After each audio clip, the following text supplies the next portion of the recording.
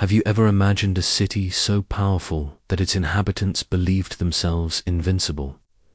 A city that, to the eyes of the ancient world, seemed unassailable, protected by immense walls that reached the sky and by a pride as solid as the stones that surrounded it.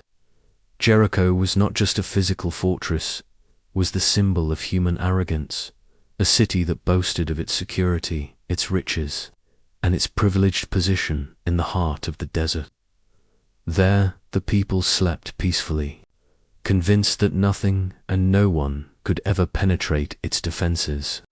Surrounded by gigantic walls, Jericho looked like a sculpture carved by ambition, with structures that defied time and construction techniques that astonish even modern archaeologists. The city stood like a colossus of stone and power. The gates were reinforced, the towers were guarded day and night, and within them reigned the certainty that they were shielded from any external threat. But what many did not realize was that the city's greatest vulnerability lay not outside but within its own walls. Immersed in wealth and luxury, Jericho was a paradise for the senses, but a spiritual desert. The streets exuded the scent of rare spices, the clink of gold was constant, and the palaces were filled with feasts, banquets, and unlimited pleasures. The markets bustled with commerce, the temples were filled with pagan rituals, and sin was treated as a way of life. In Jericho, luxury was a language, and debauchery was a routine accepted as natural. This combination of power, pride, and sin formed the perfect illusion. The inhabitants of Jericho believed they were safe. They believed their prosperity was proof of blessing, when in fact it was a cry for help that had been ignored. And while they celebrated the greatness of their city, they did not realize that they were increasingly far from the truth, building, brick by brick, the downfall that awaited them. Because no wall, no matter how high, can stand when the hearts of the people are sunk in corruption. Jericho is one of the oldest cities in the history of humanities, so old that its origins date back more than 10,000 years. Situated in the heart of the Jordan River Valley, amidst the harsh desert environment, Jericho flourished as a true miracle of civilization. Centuries before the rise of the great empires known to man, this city already displayed impressive signs of social organization, advanced architecture, and control over the surrounding natural resources. It was one of the first urban centers in history, where its inhabitants learned to control water through canals and reservoirs, allowing them to grow crops in the arid soil. In its early forms, Jericho was protected by enormous stone walls, a technological feat for the time, which reveals not only a desire for security, but also a high degree of engineering and collective coordination. More than just a settlement, Jericho symbolized the transition from nomadism to urban life. Its circular structures, defensive towers, and storage areas indicate a complex society focused on permanence, trade, and spirituality. Over time, it became an important strategic and cultural point in the heart of the ancient Middle East, being mentioned in biblical texts, archaeological records, and ancient legends, with colossal walls that stood up to 40 feet high and were built from carefully laid and reinforced stone blocks over the centuries. Jericho stood out as one of the most formidable fortresses of its time. Its defense system was meticulously planned. Strategically placed watchtowers allowed observation of the horizon for miles around, while the gates were protected by narrow, curved passages designed to make direct invasion difficult.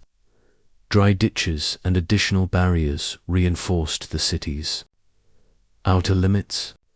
The engineering and positioning of the fortress left no apparent breach to the eyes of any enemy. Jericho was impregnable, a rampart between human ambition and divine will, who, in their right mind would dare attack something so imposing? Behind all the architectural splendor, the imposing walls, and the glitter of accumulated wealth, Jericho hid a deeply corrupt reality.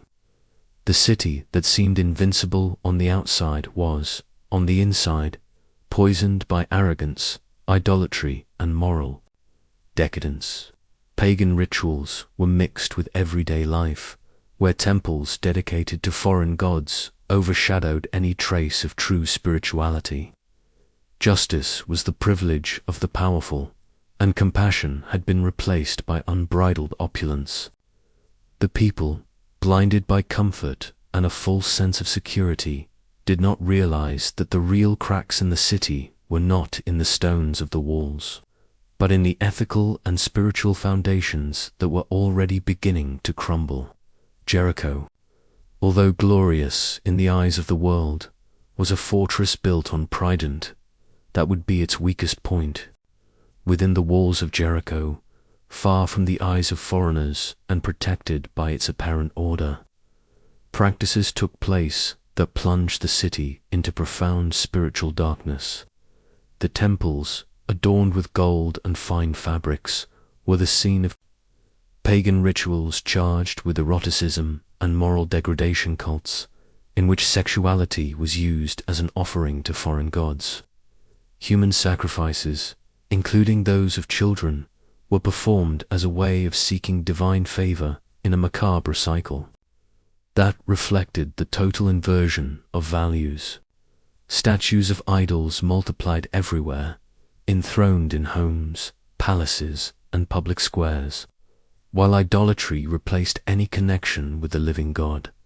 This distorted spirituality, practiced naturally and proudly, fed a culture where sin was ritualized, and the sacred was corrupted, revealing that, behind the stone walls, Jericho hid an even more solid and impenetrable moral abyss. Corruption in Jericho was not merely tolerated, it was institutionalized and ingrained at every level of social and religious life. Women, often from a young age, were recruited or forced to participate in ceremonies in which their bodies were treated as instruments of worship, offered in fertility rituals, and in devotion to pagan deities. Sacred prostitution, far from being taboo, was promoted by religious leaders themselves as a form of spiritual communion, and temples functioned both as centers of worship and as brothels disguised as shrines.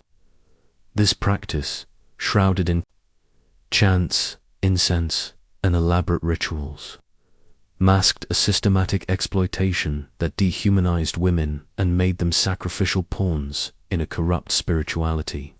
Religion, which was supposed to uplift, was used as an excuse to satisfy carnal desires and maintain power structures built on abuse and delusion. Don't forget, if this content impacted you in any way, leave your comment below. We want to hear your opinion.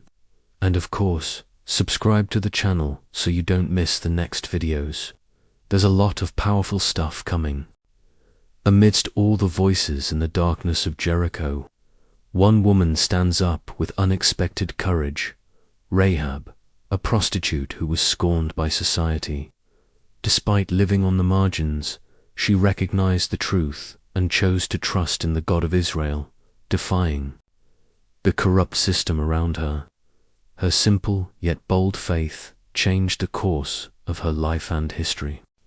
As Jericho sank deeper into immorality and the illusion of its own invincibility, a silent army approached from the desert, Israel, guided not by human weapons but by divine strategy. Instead of shooting arrows or scaling the walls, the Israelites did something no one expected. They began to march. Day after day, in complete silence, they marched around the city as if in a sacred ritual, carrying the Ark of the Covenant in front of them, accompanied by priests blowing trumpets. This march was not just a military tactic, it was a spiritual statement. Each lap around the walls was a testament to faith and obedience. while from within, the people of Jericho watched with growing unease. The coming war would not be won by brute force, but by the intervention of a God who tears down fortresses from within and without. For 6 days, the people of Israel marched around Jericho in silence. 1 lap each day, without saying a word only, the constant sound of trumpets echoed through the dry desert air. It seemed madness to human eyes, but it was pure obedience. In the face of a divine promise, each step was filled with faith, each silence an invisible weapon against the arrogance that reigned within the walls. On the 7th day, the rhythm changed. 7 complete laps, a deafening clamor, and an absolute confidence that God would do the impossible. And then, at the right moment, the walls that had seemed eternal collapsed not by human strength, but by the power of faith in action. As the trumpets sounded and the people shouted in unison, something supernatural happened to the walls of Jericho. Once solid as mountains, shook with the force of an invisible earthquake. The cry was not just a human outcry, but an explosion of collective faith, an act of total surrender to the power of God. The stones that had for centuries supported the arrogance of a corrupt city gave way as if they were made of sand blown by the wind. Each falling block was a living testimony that no human structure can withstand the will of God. In an instant, what seemed insurmountable became ruins, and the impossible happened before everyone's eyes. The fall of Jericho was not the result of military strategy or sharp swords, but of the invisible power of faith and absolute obedience to God. Israel did not need to breach the walls with violence, for their trust was in a divine command that transcended human logic. Silence, marching, and the final shout were spiritual weapons, more powerful than any army. Thus, the invincible city was defeated not by war, but by submission to a greater purpose.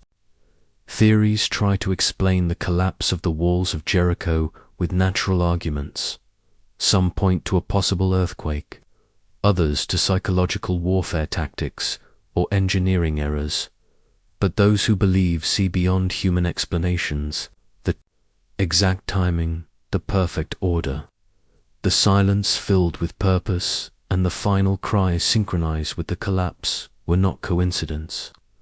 It was a direct intervention, an act of God who used the improbable to show that the impossible is within the reach of faith. Jericho fell not because the earth shook, but because heaven acted. The destruction of Jericho was much more than the fall of a city. It was a spiritual milestone, a clear message to humanity that power without justice is dust before God. Its walls, symbols of pride and self-sufficiency, crumbled before the simple obedience of a people who trusted in the unseen. It was a silent and eternal warning.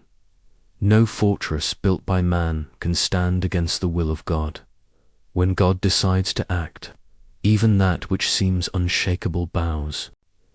Rahab, the marginalized woman, found redemption where many saw no hope.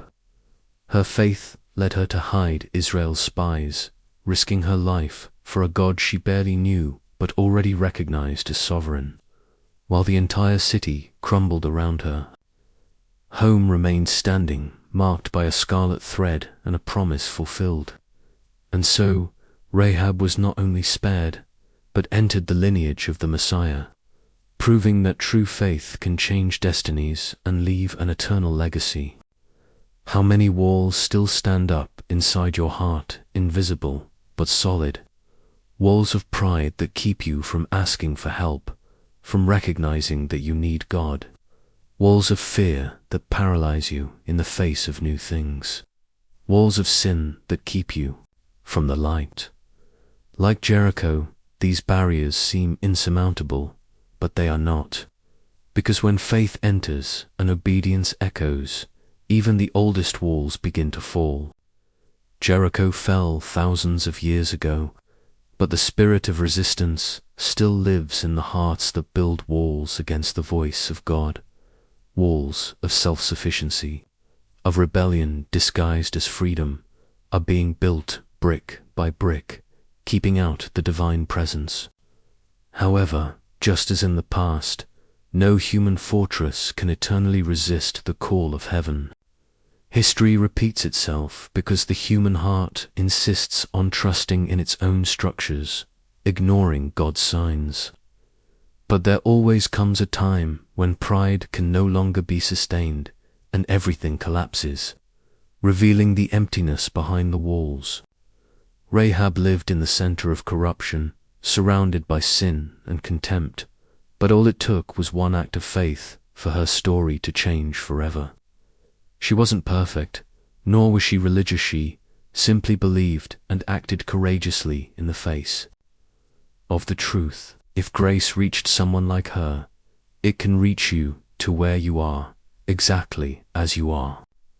Comment now, Jesus is my fortress, and declare that your security is not in the walls of the world, but in the God who tears them all down.